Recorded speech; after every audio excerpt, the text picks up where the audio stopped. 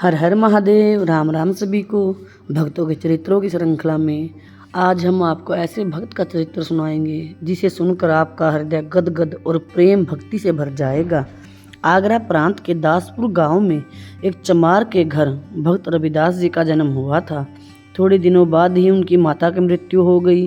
पिता, बड़ा भाई और आप, ये तीन ही प्राणी उस घर में थे। इनको शिक्षा मिली जूता बनाने की, क्योंकि चमार जाति में जूता बनाने ही पहले का रोजगार होता था। अनपढ़ होने पर भी इनकी समझ इतनी पवित्र और कीमती थी कि जिसे याद करके आज के पढ़े लिखे नवयुवक भी भीतर से जाग उठते हैं। जब रविदास जी 12 साल के हुए, पिता ने 2-2 रुपये के 5 जोड़े जूते बाजार में बेचने के लिए कहा।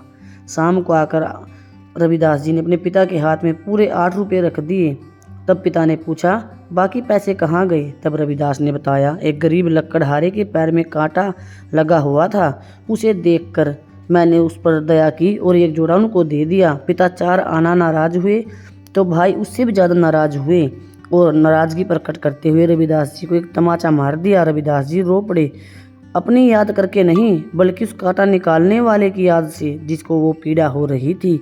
सच है, जो करुणा नहीं जानता वह भक्ति भी नहीं जानता। 16 साल की आयु में रविदास जी का विवाह हो गया।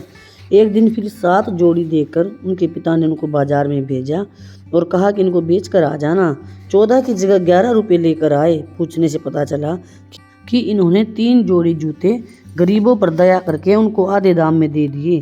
पिता और भाई ने मिलकर इनको अलग कर दिया। एक सूजा, एक रापी और 6 रुपये नकद। इन्होंने ये ही सामान रविदास जी को दिया, लेकिन उन्होंने इस अन्याय के खिलाफ भी किसी से कुछ नहीं कहा। एक झोपड़ी बनाई और उसमें अपनी स्त्री के साथ रहने लगे। एक तोता गंगाराम भी पाल लिया। काम वही था, गरीबों को कम दाम में अमूल्य जोड़े दे देना। गरीब परिवार पर स्त्री भी ऐसे ही दया दिखाती थी जैसे रविदास जी दिखाते थे। ऐसे 12 साल बीत गए। एक दिन भगवान लक्ष्मी नारायण ने सोचा कि रविदास सचमुच एक भगत हैं, तो आज उनकी परीक्षा लेनी चाहिए। संसार के पालनहार भगवान ने सोचा कि यदि रविदास जी को धन दिया जाएगा तो वह धर्म की उन्नति ही करेगा, पाप की राह पर नहीं जाएगा। जब बादशाह किसी प्रजा के मकान पर खुफिया जाएंगे तब अपना वेश बदल लेंगे। इसी कानून के अनुसार भगवान ने अपने को एक ब्राह्मण सा बना लिया। एक दिन रविदास अपनी झोपड़ी के बाहर बैठे हुए जूते बना रहे थे। उनकी पत्नी उनके पास ही बैठी हुई अपनी फटी हुई चुनरी सील रही थी। एक ब्राह्मण आकर चुपचाप खड़ा हो गया। रविदास नीची नजरें करके अपना काम कर रहे थे और भजन गा रहे थे।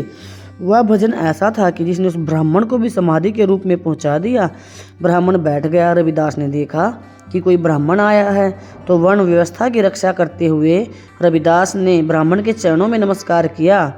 भगवान जो ब्राह्मण का रूप बनाकर आए थे, रविदास जी से बोले, रविदास भगत महाराज, भगवान मैं तुम पर हर तरह से प्रसन्न हूँ, तुम्हारी क्या इच्छा है? भगत ने कहा, दे दो मुझे भक्ति, जिसे पा जाने से फिर किसी चीज़ की लालसा ही नहीं रहती।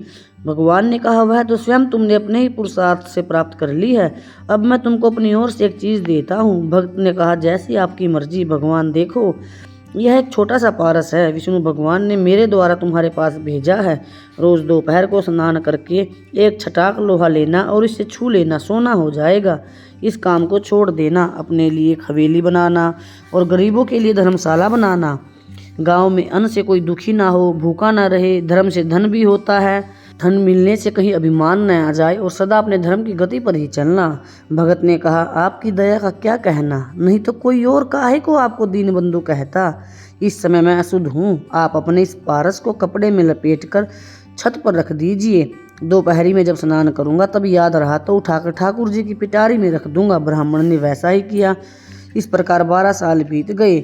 तब लक्ष्मी भगवान नारायण ने सोचा कि आज तो भक्त रविदास का चमत्कार देखना चाहिए कि उन्होंने क्या क्या किया और क्या न किया। रविदास जी ने देखा कि वही ब्राह्मण सामने हैं। चमार ने फिर ब्राह्मण को प्रणाम किया। भगवान बोले, भक्त जी, भक्त महाराज, भगवान वह पारस खो दिया या सोना नहीं बना अथवा कोई उसे चुरा ले गया, तुम्हारा तो वही हाल है, वही झोपड़ी, वही कपड़े। भक्त ने कहा, जहाँ आप रख गए थे वही देखिए। भगवान देखकर सचमुच ही है तो जैसे का तैसा रखा है, इसे आज तक छुआ भी नहीं भगत ने। भगत बोले, महाराज भगवान, मैं तो समझता था कि मैं ही परमात्मा का एक बड़ा भारी भक्त हूँ, लेकिन तुम तो मुझसे भी बढ़कर निकले। अब मुझे जरा अपना चरण तो छू लेने दो। रविदास ने कहा, मैं चमार हूँ, लेकिन ब्राह्मण ने कहा, मैं गवार हूँ। रविदास ने कहा, तो कैसे?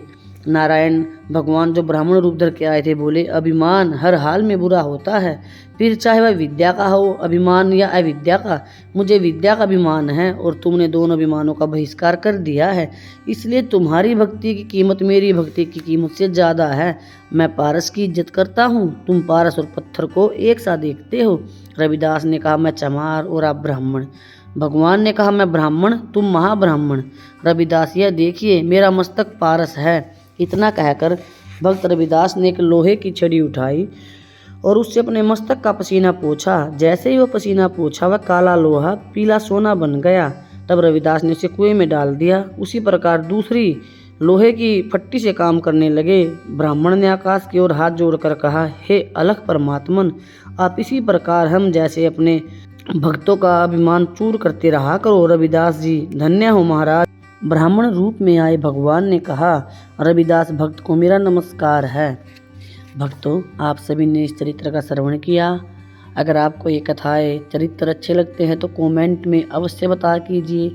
आप सभी का कोटि कोटि धन्यवाद। राम राम सभी को।